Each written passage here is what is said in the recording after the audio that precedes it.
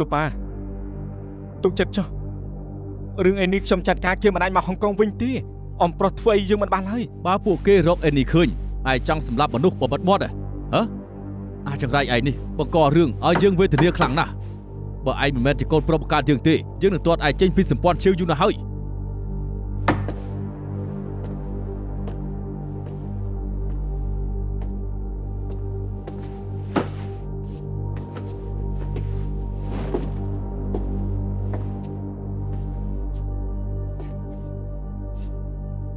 សុំទោសប៉ាកុំខឹងអីបានទេសំណាងណាស់ពេលនេះអ៊ំប្រុសឯងនឹងហៅ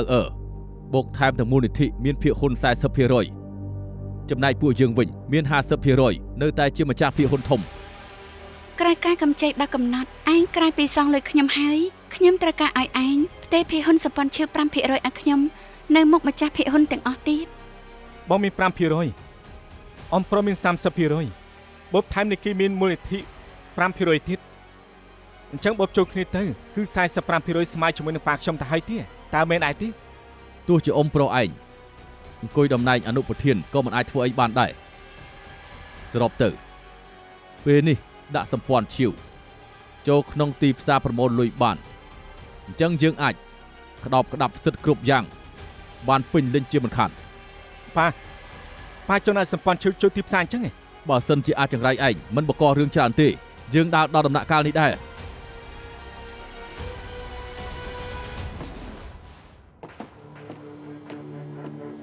លើកនេះខ្ញុំចង់ប្រែឈ្មោះខ្ញុំទៅវិនិយោគចង់បញ្ជាក់ឲ្យប៉ាមើលថាខ្ញុំមានសមត្ថភាពចំណែករឿងលុយខ្ញុំចង់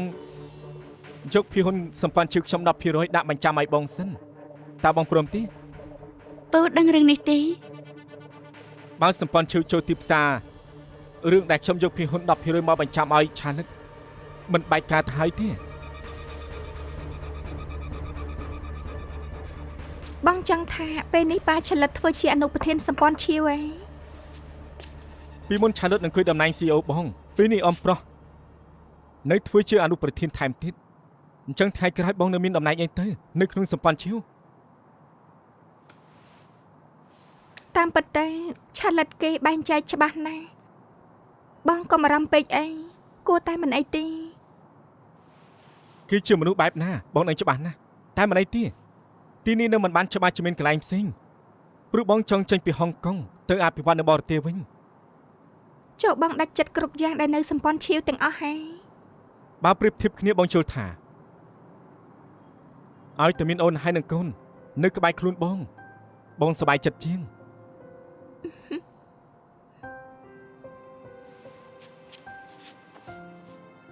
តាមពិតទៅណាក៏មិនអីដែរសំខាន់ឲ្យតែគ្រួសារពួកយើងនៅជាមួយគ្នាបើបងយល់ថាទៅអភិវឌ្ឍនៅបរទេសល្អជាងអញ្ចឹងពួកយើងទៅបរទេសទៅបើចង់រៀបចំទៅចាំបងផ្ទេរទ្រព្យសម្បត្តិរួចអស់ពួកយើងមួយគ្រួសារនឹងរស់នៅជីវិតសាជាថ្មីនៅបរទេសទាំងអស់គ្នាចាំទុកណាកុំប្រាប់អ្នកផ្សេងជាពិសេសគឺឆាលិតដឹងហើយ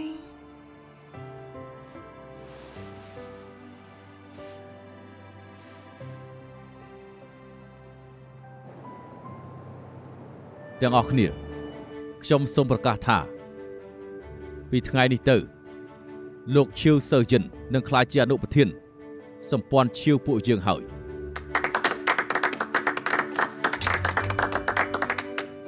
ក្នុងនាមជាអនុប្រធានសម្ព័ន្ធមានតួនាទីរំលែកការងារនិងផ្ដល់យោបល់ខ្លះឲ្យប្រធានសម្ព័ន្ធម្យ៉ាងគ្រប់គ្នាក៏ស្គាល់ចរិតខ្ញុំដែលថាចិត្តត្រង់មាត់លឿនបើថ្ងៃក្រោយមានអីធ្វើឲ្យគ្រប់គ្នាទាស់ចិត្តសូមកុំប្រកាន់អីណាព្រោះខ្ញុំក៏ដើម្បីប្រយោជន៍ក្រុមហ៊ុននិងម្ចាស់ភាគហ៊ុនទាំងអស់គ្នាដែរអរគុណគ្រប់គ្នាបានហើយបើគ្រប់គ្នាគ្មានអីលើកឡើងទេរំសាយចុះឈប់សិនមានរឿងមួយខ្ញុំចង់ស្ដាប់យោបល់អ្នកគ្រប់គ្នា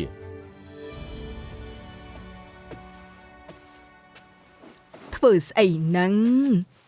បងថ្លៃពិតជាស្នើឲ្យដេញថ្លៃការរកស៊ីផ្គត់ផ្គង់អាហារនៅសន្តាគារដែលបងប្អូនខ្ញុំធ្វើនោះថ្មីមែនណាអញ្ចឹង មិនចង់សងសឹកទៅហើយទេអី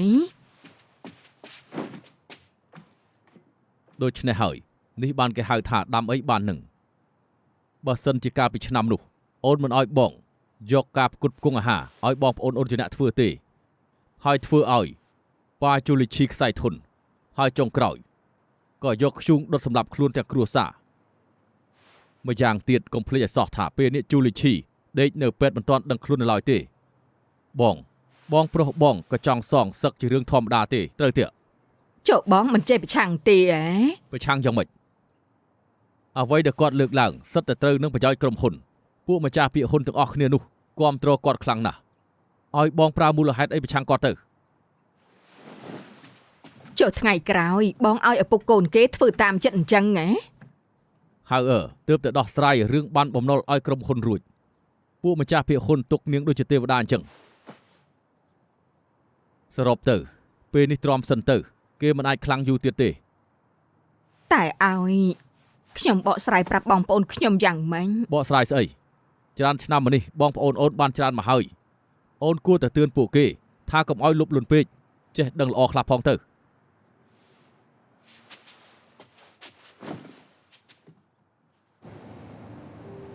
បើសម្ព័ន្ធឈៀវចូលទីផ្សារដែលជោគជ័យមែនកុំភ្លេចមើលថែគ្នាផងណា ពួកខ្ញុំចាំដំណឹងល្អពីលបងស៊ីចុះ ទុកចិត្តចុះលើកនេះអរគុណពួកលោកដែលបានគាំទ្រសម្ព័ន្ធឈៀវពួកខ្ញុំតែរឿងនេះខ្ញុំមិនចង់ឲ្យគេដឹងច្រើនទេ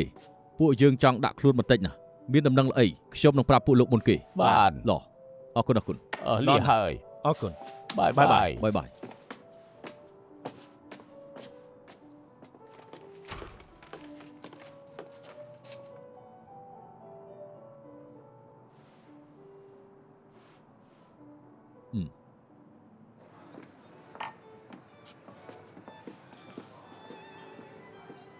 កូនឯងប្រហែលខែទៅហើយ ជាង3ខែហើយ អូតាន់ពោះនៅតូចឯងឆ្លៀតទិញអីវ៉ាន់ដែលកូនត្រូវប្រើឲ្យរួចផងទៅណាមិនចឹងទេថ្ងៃក្រោយពោះកាន់តែធំគឺពិបាកខ្លាំងណាស់ អ ត្រូវហើយ Brian មានប្រាប់ឯងថាមានគម្រោងអីដែរទៀត អត់ទេ Brian មិនបានប្រាប់អីដល់ខ្ញុំឡើយ អើយអាល្អិតសបយនេះចិត្តធ្វើជាប៉ាគេហើយមិននៅមិនទាន់ចេះគិតគូរទៀតគេមិនបានប្រាប់ឯងថាពេលណារៀបការទេ រៀបការ ពេលនេះមានអ្នកមានកូនហើយទើបរៀបការច្រើនណាស់មិនអីទេម្យ៉ាងកូននេះក៏ជាចៅខ្ញុំដែរខ្ញុំមិននឹងអាចឲ្យចៅខ្ញុំនេះនៅវេទនាខាងក្រៅបានទៅ តាមពិនពួកយើងមិនបានគិតវែងឆ្ងាយអញ្ចឹងទេសម្រាប់ខ្ញុំឲ្យតែបាននៅជាមួយ Brian ខ្ញុំមានក្តីសុខណាស់ហើយ តាមពិតទៅខ្ញុំក៏ធ្លាប់ស្វែងយល់ពីឯងដែរឯងជាអនាគតកូនប្រសាខ្ញុំក៏ស្គាល់ពីចរិតឯងដែរឯងកុំប្រកាន់ខ្ញុំណាបានដែរទេអើយអាល្អិតនោះបានឯងក៏ទុកថាសំណាងដែរទុកចិត្តចុះចាំខ្ញុំប្រាប់គេឯខ្ញុំក៏ចង់ឆាប់ផឹកទឹកតែកូនប្រសាដូចគ្នាឯងដូចជាស្គមជាងមុនចេះចុះចាំទៅវិញខ្ញុំប្រាប់ម៉ាក់ Brian ឲ្យធ្វើស៊ុបដែលស័ក្តិសមនឹងស្ត្រីមានផ្ទៃពោះដើម្បីពើសុខភាពឯងណា អរគុណលោកពឹង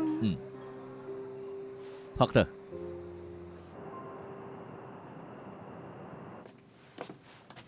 អ្នកប្រុសទី អូ 2 ឯណាជាពីរ អូខ្ញុំឃើញអ្នកស្រីតូចទៅសួនច្បារ អូ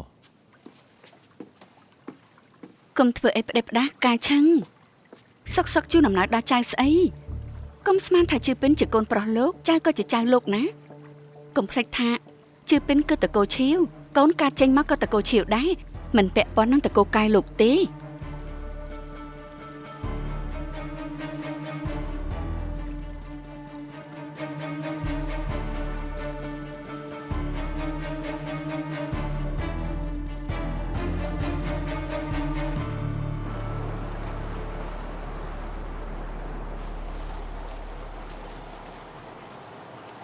មានរឿងអីទៅត្រូវណាត់ចេញមកក្រៅនិយាយ មានរឿងមួយចង់សួរនាងដែលផ្ទាល់ រឿងអី នាងនឹង Brian នឹងវីដេអូបានចុះកិច្ចសន្យាកម្ចី2លុយកម្ចីដល់ទៅ 8,000 លានតើមានរឿងអីកើតឡើង មិនក៏លោកដឹង ខ្ញុំឃើញថានាងចិត្តទៅសម្ព័ន្ធឈីវវិញក៏ចង់ទៅជួយរៀបចំឯកសារខ្លះតែក៏ឃើញបុគ្គលិកនាងភ្លេចឯកសារកម្ចីលុយមួយច្បាប់នៅក្នុងម៉ាស៊ីនព្រីន មែនហើយចាំមានបញ្ហាអីទេ ខ្ញុំជាទីប្រឹក្សាផ្នែកច្បាប់របស់នាងពេលនេះនាងខ្ចីប្រាក់ 8,000 លានមិនប្រាប់ខ្ញុំមិនយល់ថាមានបញ្ហាទេហ៎ លុយនេះគឺជាកម្ចីផ្ទាល់ខ្លួនមិនពាក់ព័ន្ធនឹង Apple ឡើយម្យ៉ាងខ្ញុំខ្ចីពីសម្ព័ន្ធចាយ 8,000 លានដែលការយកដីផ្សារជូនសិស្សបញ្ចាំឲ្យពួកគេណាម្យ៉ាងទៀតខ្ញុំត្រូវតែឲ្យ Brian ព្រមយកភាគហ៊ុនសម្ព័ន្ធឈៀវ 10% មកបញ្ចាំខ្ញុំទើបខ្ញុំព្រមឲ្យគេខ្ចី 8,000 លានខ្ញុំអាចបានប្រយោជន៍ពីក្នុងនោះខ្ញុំយកតែគ្មានបញ្ហាឡើយ ខ្ញុំមិនយល់ថាហេតុអីនាងធ្វើអញ្ចឹងទេនាងស្គាល់ចរិត Brian ច្បាស់ហើយដឹងថាធ្វើអញ្ចឹងគ្រោះថ្នាក់ធំប៉ុណ្ណាទេ បាទពេលនេះលោកដឹងទៅហើយខ្ញុំប្រាប់លោកតាមត្រង់ចុះលក្ខខណ្ឌដែលខ្ញុំឲ្យគេខ្ចីលុយគឺដល់ពេលកម្ចីដល់កំណត់ក្រោយពីត្រូវសងលុយខ្ញុំហើយគេនៅត្រូវយកភាគហ៊ុន 5% ក្នុងសម្ព័ន្ធជាផ្ទះឲ្យខ្ញុំទៀត គេប្រាប់នាងហ៎គេប្រាប់នាងក៏ជឿគេពីមុននាងមិនធ្លាប់ត្រូវគេបោកទេ ខ្ញុំមិនចាំបាច់ជឿគេក៏មិនចង់ដឹងថាគេធ្វើកម្រងកាស៊ីណូមែនឬក៏អត់ដែរខ្ញុំគ្រាន់តែដឹងថាខ្ញុំបានភាគហ៊ុន 10% ដែលគេបញ្ចាំឲ្យខ្ញុំគ្មានខាតអ្វីនោះឡើយ អូខេតែរឿងសំខាន់អញ្ចឹងមិនក៏មិនប្រាប់ខ្ញុំអញ្ចឹងនាងខ្ញុំជាទីប្រឹក្សាធ្វើស្អីទៅ ខ្ញុំដឹងថាលោកមានការប្រកាន់លើរីអូប្រាប់លោកច្បាស់ជាមិនឯកភាព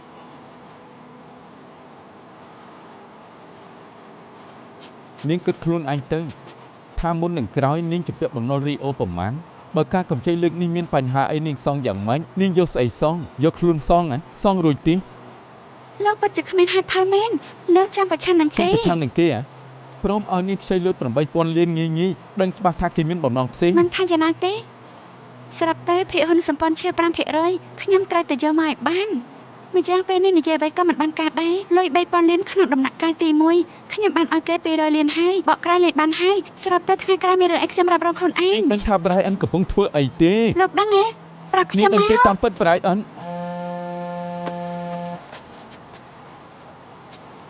អាឡូមែនខ្ញុំគឺកូនប្រុសកាឈឹងជួបពេល លោកកៅប៉ាលោកព្រោះតែគ្រោះថ្នាក់ចរាចរណ៍ក្រោយបញ្ជូនមកដល់មន្ទីរពេទ្យក៏ចែកឋានទៅចូលរួមរំលែកទុក្ខផងណា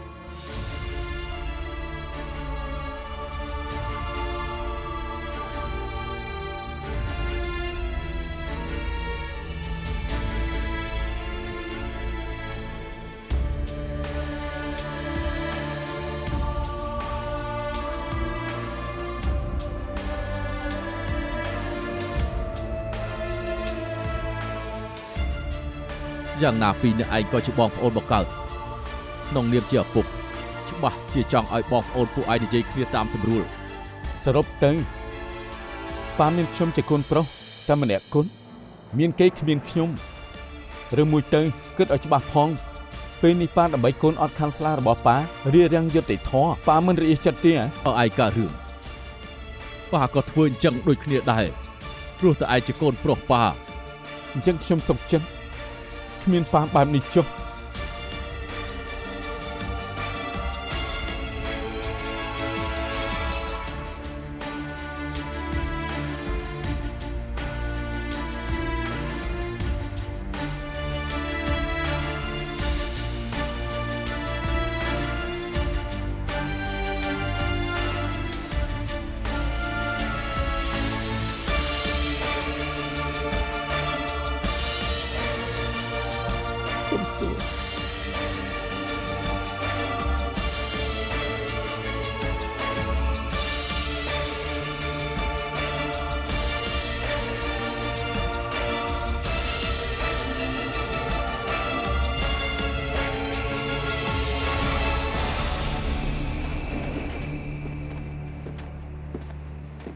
មិនចឹងខ្ញុំជឿលោកទៅវិញឬក៏លោកចង់អេ ឡានលោកនៅទីនេះខ្ញុំជឿលោកទៅវិញល្អទេ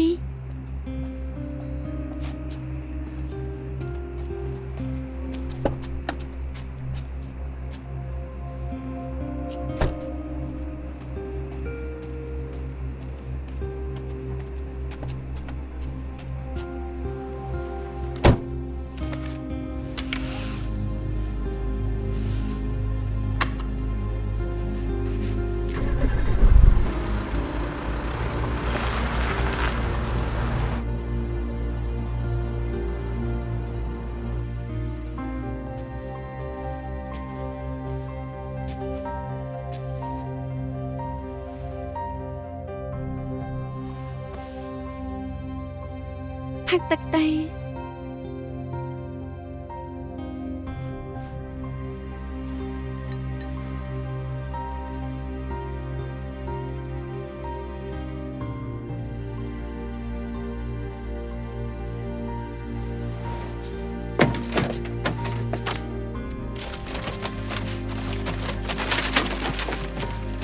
លោកកំពុងតែរកអីហេចាំខ្ញុំជួយរក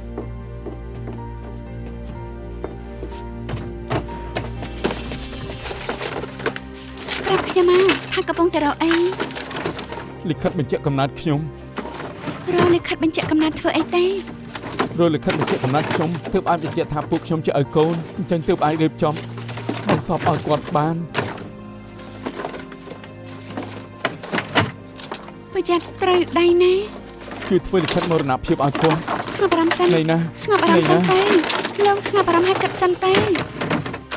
ឬគូបូជាវិញ ខ្ញុំចង់អីថាជិ ខ្ញុំ ន បូជាវិញ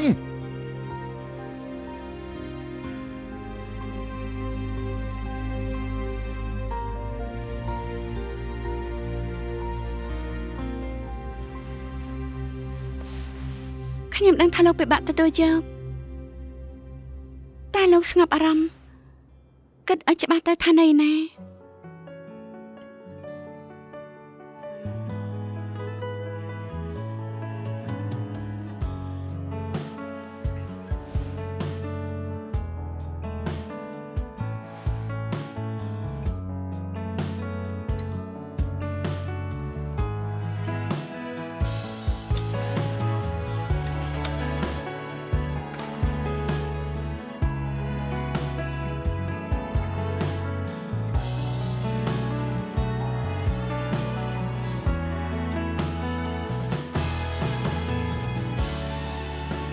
ប្រើគ្រាប់កាហ្វេដែលឯងចូលចិត្តឆុងណា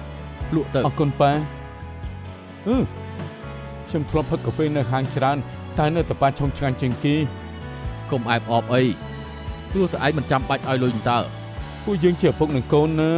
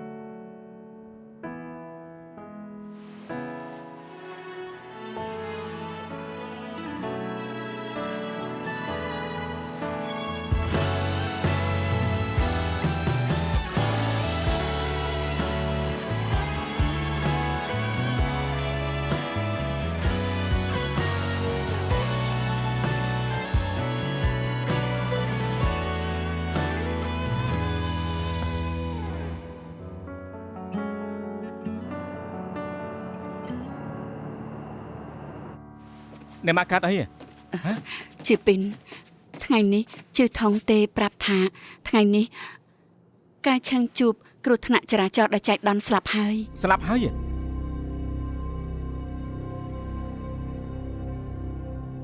បើអញ្ចឹងគ្មានវិធីទេគិតធ្វើយ៉ាងម៉េចទៅ តែថ្ងៃនេះគេទេមករមម៉ាក់សង្ស័យថាគេទេមករមម៉ាក់មុនពេលកាត់រឿង ចុះគេនឹងជាអ្វីជាមួយម៉ាក់ទៅ គេថាលើកនេះការរឿងហើយស្អីទេដូចជាផាត់ភ័យណាស់ម៉ាក់ចង់សួរគេថាតើការរឿងអីទៅប៉ុន្តែក៏ស្រាប់តែឮសំឡេងផាំងហើយក៏ដាច់ទៅ ហើយម៉ាក់ក៏ទេទៅគេម្ដងទៀតតែទេយ៉ាងម៉េចក៏ទេមិនចូលម៉ាក់គិតថាជួបគ្រោះថ្នាក់នៅពេលនោះហើយ ម៉ាក់ចង់ថាគេព្រោះតែនិយាយទូរស័ព្ទទើបគ្រោះថ្នាក់អញ្ចឹង ម៉ាក់មិនដឹងទេគ្រាន់តែមានអារម្មណ៍ថាក្នុងចិត្តដូចជានៅមិនស្ងប់ ម៉ាក់មិនចាំបាច់គិតច្រើនទេនេះជាគ្រោះថ្នាក់ចរាចរណ៍មិនពាក់ព័ន្ធជាមួយម៉ាក់ទេ ពេលនេះគេស្លាប់ហើយពួកយើងអាចធ្វើអីបានខ្លះ ស្អីក៏មិនចាំបាច់ធ្វើដែរ ហាតែគេជាប៉ះបង្កើតឯងណាដឹងទេ ម៉ាក់ត្រូវចាំទុកថាប៉ាខ្ញុំមានតែម្នាក់គត់គឺឈីវសូអ៊ីពូឈឹងស្លាប់ក្នុងចិត្តខ្ញុំក៏មិនស្រួលដែរបើបដូរគឺចំហគិតវិញអ្នកដែលដឹងពីប្រវត្តិខ្ញុំគឺបាត់ទៅម្នាក់ទៀតហើយ ស្អីក៏ពួកយើងមិនធ្វើមែនទេ ពូឈឹងជាតកង់ឡានរបស់លោកតាក៏ជាប៉ាកៅជីនដែរអញ្ចឹងចុះខ្ញុំប្រើឈ្មោះតកូឈីវឲ្យគេជោគលុយទៅចូលបន់សពនិងកម្រងផ្កាទៅតែម៉ាក់ត្រូវចាំទុកថាមិនថាមានអ្វីកើតឡើងទេម៉ាក់មិនអាចលេចមុខជាដាច់ខាត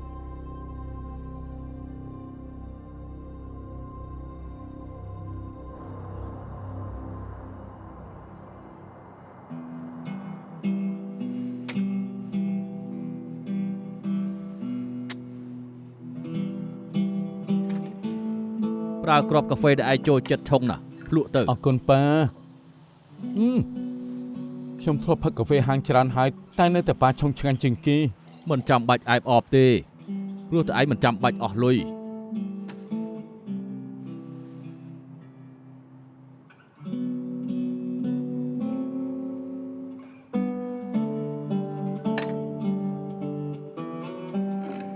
យ៉ាងម៉េចយប់នេះឯងមកដេកផ្ទះប៉ាពិតមែនទេបើមែនប៉ាទៅទិញអីមកធ្វើម្ហូបឲ្យឯងញ៉ាំ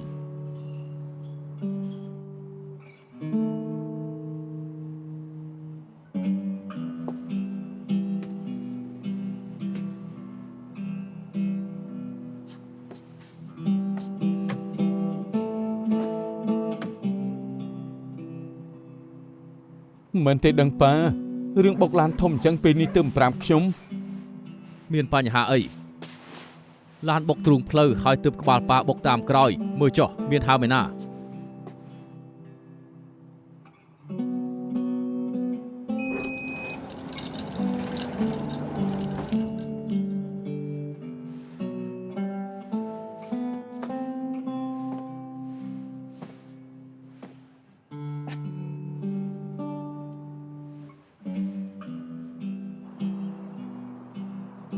យ៉ាងម៉េចហើយផ្ញើសារក៏មិនតបខ្ញុំក៏គិតថាឯងនៅទីនេះមិនអីទេ មិនអីទេ ថ្ងៃនេះខ្ញុំមកក៏ដើម្បីការងារខ្លះដែរខ្ញុំបានឲ្យមិត្តភ័ក្តិខាងផ្នែកចរាចរណ៍ជួយរកឃ្លីបក្នុងកាមេរ៉ាលើផ្លូវដែលពូឈឹងកើតរឿងនេះគឺជាឃ្លីបមុនពេលកើតរឿង ប៉ាខ្ញុំបើកឡានប្រយ័ត្នតាំងពីដើមមកមិនអាចចៃដន្យអញ្ចឹងទេ ឆ្លងកាត់តាមការពិនិត្យឃើញថាឡានពូឈឹងគ្មានបញ្ហាអីនោះទេខាងពេទ្យកសវិច័យបញ្ជាក់ថាការស្លាប់ដោយសារតែហូរឈាមនៅផ្នែកក្បាលធ្ងន់ធ្ងរពេកតែពេលគាត់គ្រប់គ្រងឡានមិនបានដល់ពេលបុកមានពេលតែប្រហែលវិនាទីសូម្បីតែពេទ្យកសវិច័យក៏មិនអាចបញ្ជាក់ថាក្បាលគាត់ហូរឈាមធ្ងន់នោះវាកើតឡើងមុនពេលបុកឬក្រោយពេលបុកឡានទេម្យ៉ាងមុនពេលដែលពូឈឹងបុកឡានកាមេរ៉ាសុវត្ថិភាពបានថតឡានគាត់បើកជារឿងអសរអេសតាមការវិភាគពួកយើងគួរតែនៅពេលគាត់កំពុងតែបើកបរសរសៃឈាមខួរក្បាលគាត់ក៏ស្រាប់តែដាច់ភ្លាមអត់ត្រូវហើយជីនពូឈឹងមានបញ្ហាសរសៃឈាមខួរក្បាលមែនដែរទេ គាត់ទៅតែពិនិត្យសុខភាពទេគ្រប់យ៉ាងត្រកក្តីទាំងអស់មិនមានបញ្ហាអីទេប៉ុន្តែមិនបានពិនិត្យក្បាល អញ្ចឹងគួរតែបញ្ហាសរសៃឈាមដែលកបាំងមុខហើយមើលទៅ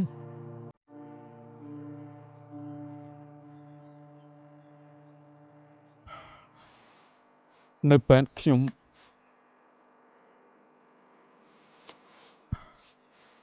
ឃើញផ្នែកខ្លះនៅក្បាលប៉ាខ្ញុំមានរបួសសូម្បីកន្ទុយភ្នែកក៏មានរបួសដែរ ឯងចង់ថា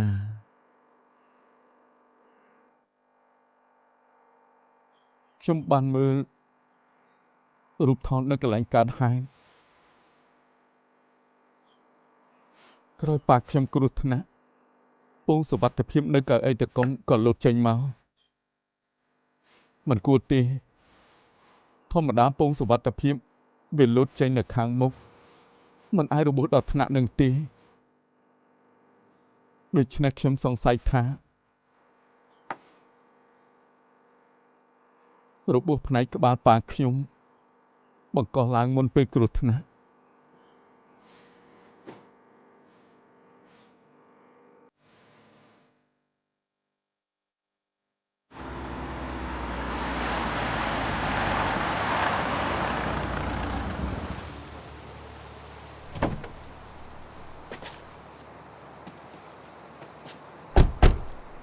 មុនប៉ាខ្ញុំកើតរឿង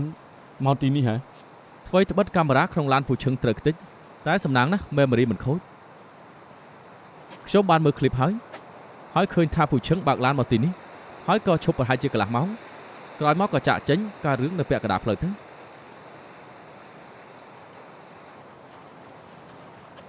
ទីនេះដាច់សញ្ញាអញ្ចឹងគាត់មកទីនេះធ្វើអីពូឈឹងអាចនឹងណាត់គេមកទីនេះទេពួកយើងបានឆែកឆេរកំណត់ត្រាទូរស័ព្ទគាត់ហើយឃើញថាមុនពេលកើតរឿងគាត់បានទេទៅម៉ាក់ណូអែលគាត់ទេទៅសាជា2តែនិយាយគ្នាត្រឹមតែ10វិនាទីប្រហែលជាកើតរឿងនៅក្នុងពេលនិយាយគ្នានោះម្យ៉ាងមុនពេលនោះមានលេខមួយទៀតខលទៅរកពូឈឹងតាមការវិភាគលើពេលគួរតែទេមុនពេលពូឈឹងបើកឡានមកទីនេះបើពូឈឹងណាត់គេមកទីនេះពិតមែនអាចនឹងព្រោះតែលេខទូរស័ព្ទមួយនោះដឹងថាអ្នកណាទេរកគាត់ទីឃើញតែលេខទូរស័ព្ទតែប៉ុណ្ណោះមិនបានសូវឈ្មោះទេតែពួកយើងបានសួរក្រុមហ៊ុនទូរស័ព្ទហើយក៏បានស៊ើបដឹងថាលេខនោះគឺជារបស់អ្នកណាផងដែរ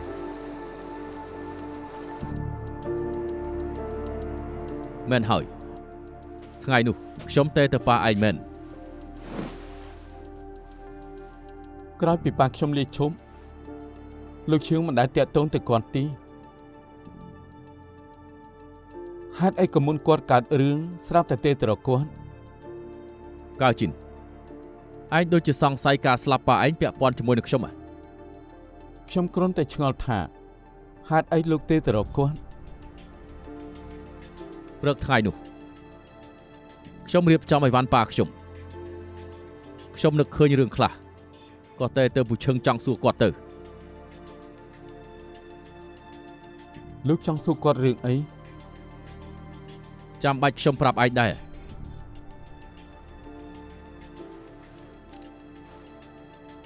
ចុះលោកមានបានជួបនឹងប៉ាខ្ញុំទីក្រោយនិយាយទូរស័ព្ទរួចខ្ញុំក៏ទៅជួបនឹងភ្ញៀវក្រោយមកទើបដឹងថាប៉ាឯងកើតរឿង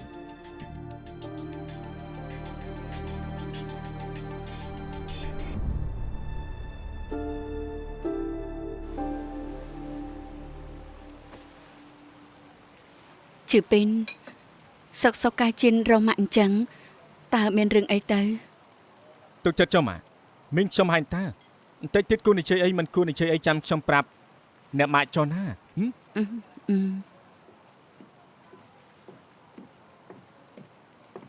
អាជីនអ្នកស្រីឈៀវខ្ញុំណាត់អ្នកស្រីឈៀវទីឯងក៏មកដែរខ្ញុំឆ្លងកាត់ជឿចិត្តនេះក៏ជូនម៉ាក់មកទៅម្យ៉ាងទៀតពូឈឹងកាត់រឿងខ្ញុំក៏ចង់សួរសុខទុក្ខឯងដែរដល់ពេលនេះទើបខ្ញុំដឹងថាឯងបារម្ភពីប៉ាខ្ញុំត្រូវហើយអាជីន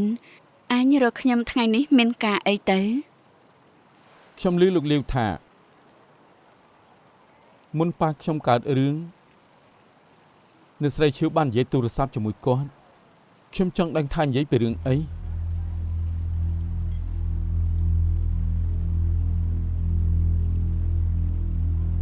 មានអីនិយាយតាមត្រង់ទៅមិនមែនចាត់ច្បាំងទេតាមពិតខ្ញុំនិងប៉ាឯងកម្រតាក់ទងគ្នាណាស់ថ្ងៃនោះសុកគេក៏ទេមករកខ្ញុំក៏យល់ថាចម្លែកដែរពេលខ្ញុំចង់សួរគេថាទេរកខ្ញុំមានរឿងអី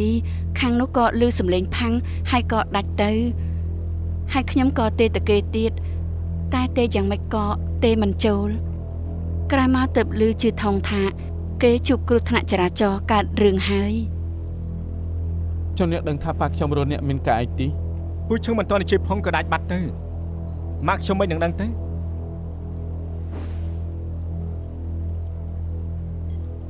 តាមពិតមុនពេលកើតរឿងលោកឈៀវដែលជាប៉ារបស់ឯងបានទេរកប៉ាខ្ញុំពួតអ្នកដឹងទី សូអ៊ីទេទៅកាយឈឹងហ៎ ពួកឈឹងជាអតីតតកងឡានរបស់លោកតាទេទៅនិយាយគ្នាគឺជារឿងធម្មតាទេ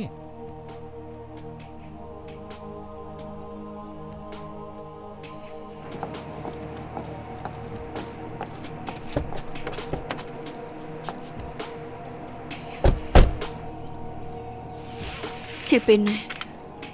ប៉ាឯងកំរនឹងតាក់តងទៅកាយឈឹងណាហេតុអីសុកគេក៏ទេទៅកាយឈឹងអញ្ចឹងម៉ាក់ចាំថា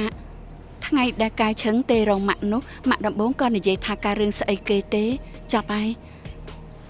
ប៉ាឯងដឹងថាកាយឈឹងទើបជាប៉ាបង្កើតឯងហើយទេដឹងហ៎ បាទប៉ាបានដឹងថាខ្ញុំមិនមែនជាកូនបង្កើតគាត់ម៉ាក់គិតថាស្អីក៏គាត់មិនធ្វើដូចពេលនេះដែរ មែនហើយ ណែម៉ាក់កុំមកភ័យខ្លួនឯងអីសរុបទៅរឿងនេះខ្ញុំអាចទប់ទល់បាន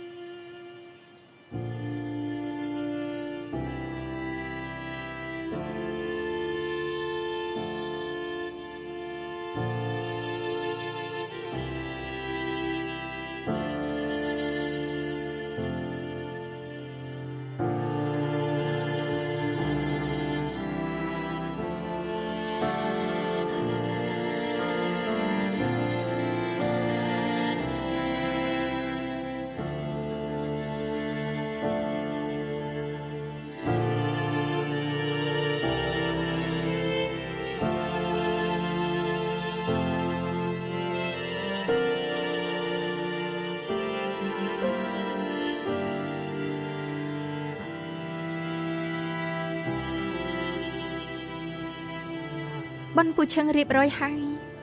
លោកគួរតែសម្រាប់សិនណា មែនហាជីនសម្រាប់តាមនោះអែលប្រាប់ទៅណារឿងផ្សេងកុំគិតច្រើនពេកសុំទោសផងប៉ុស្តិ៍ប៉ូលីសមានការបន្ទាន់ខ្ញុំត្រូវទៅមុនហើយ ណូអែលស្អែកព្រឹកឯងត្រូវប្រជុំមិនចឹងឯងទៅសម្រាប់មុនចាស់ទុកបងមើលថាគេបានហើយ មែនហើយនូអែលចាំខ្ញុំជូននាងទៅមានការអីតែរកខ្ញុំចុះ បាយបាយ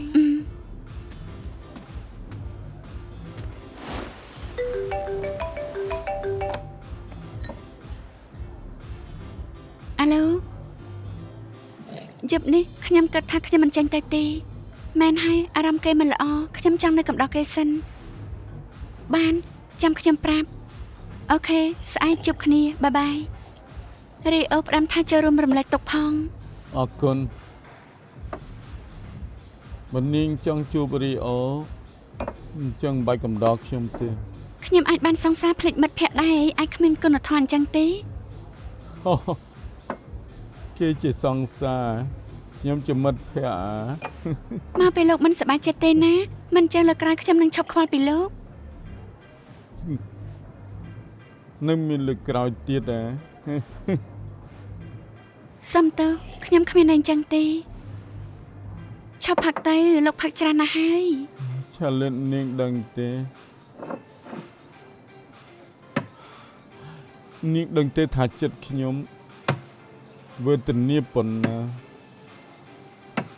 ការរឿងចឹងឡើងពួកយើងសុទ្ធតែមិនសប្បាយចិត្តតែលោកត្រូវចាំថាលោកមិនមែនមានតែម្នាក់ឯងទេលោកនៅមានខ្ញុំនៅអែលនិងលោកលាវទៀតពួកយើងសុទ្ធតែនៅក្បែរខ្លួនលោកកំដរលោក ខ្ញុំមិនត្រឹមមានពូននាងទេខ្ញុំនៅមានប្អូនប្រុសដែលមានឪពុកតែមួយនឹងខ្ញុំទៀត លោកនិយាយស្អីហ្នឹង ប្រាប់អានកំបាំងដល់នាងមួយនាងជាបងជាដូនមួយរបស់ Brian ខ្ញុំ ជាបងប្រុសដែលមានឪពុកតែមួយនឹងគេចិត្តជាងនាង អស្ សឹក ចារ្យ សឹក Brian មិនក៏ខ្លាចជាប្អូនប្រុសដែលមានឪពុកតែមួយជាមួយនឹង មិន លោក មែនសុកទេឆ្នាំនោះ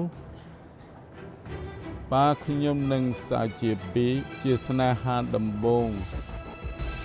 ហើយ Brian ជាកូនប្រុសពួកគាត់ឯពូទី2នាងបែរជាស្រឡាញ់គេដោយកូនបង្កើតទៅវិញ លោកស្វឹងទេដឹង ខ្ញុំមិនស្វឹងទេមុនពេលណាស្លាប់គេបានពិនិត្យ DNA ដោយផ្ទាល់លទ្ធផលនៅនឹងខ្ញុំនៅឡើយទេបើមិនជឿខ្ញុំយកឲ្យនាងមើល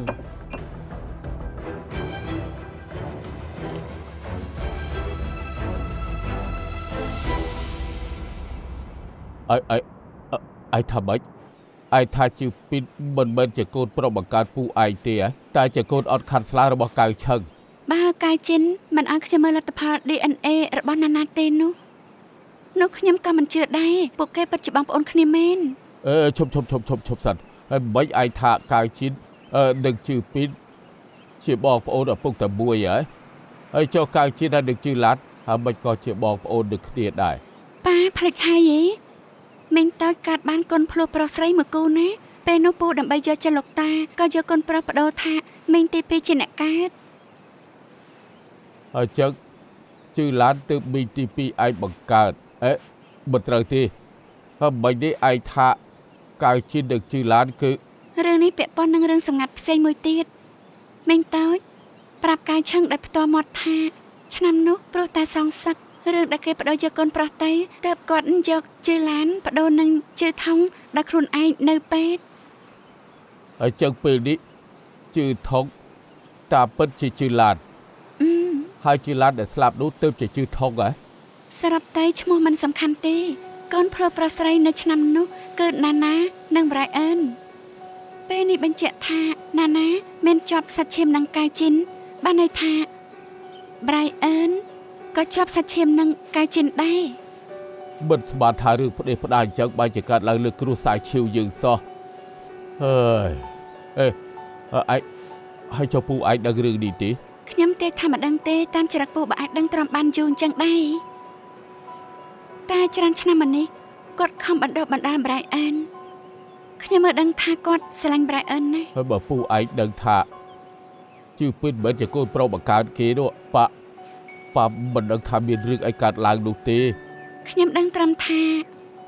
ពូមិនអាចឲ្យសម្ព័ន្ធឈាវធ្លាក់ក្នុងដៃអ្នកផ្សេងនោះទេ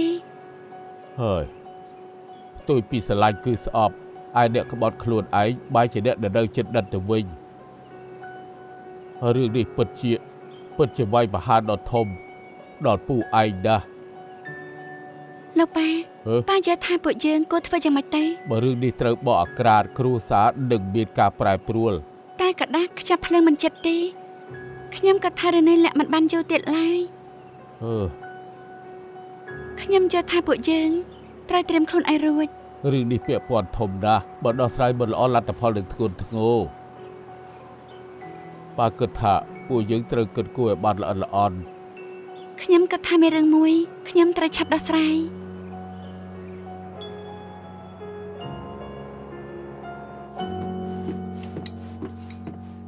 បងធ្វើស្អីនឹងថាថ្ងៃនេះនឹងផ្ទេរលុយកម្ចីដំណាក់កាលទី1 2800ឲ្យខ្ញុំមិនក៏ពេលនេះរំសាយអញ្ចឹង ខ្ញុំប្រាប់អារីអូកុំតាន់ផ្ទេរមក កម្ចីមានបញ្ហាមែនទេ គ្មានបញ្ហាអីទេអ្នកមានបញ្ហានោះគឺឯង ខ្ញុំមានបញ្ហាទៅ ឯងមិនមែនកូនប្រុសបង្កើតពូបានន័យថាមិនមែនជាសមាជិកគ្រួសារឈាវដូច្នេះគ្មានសិទ្ធិយកភាគហ៊ុន 10% ដែលលោកតាបន្សល់ទុកឲ្យឡើយ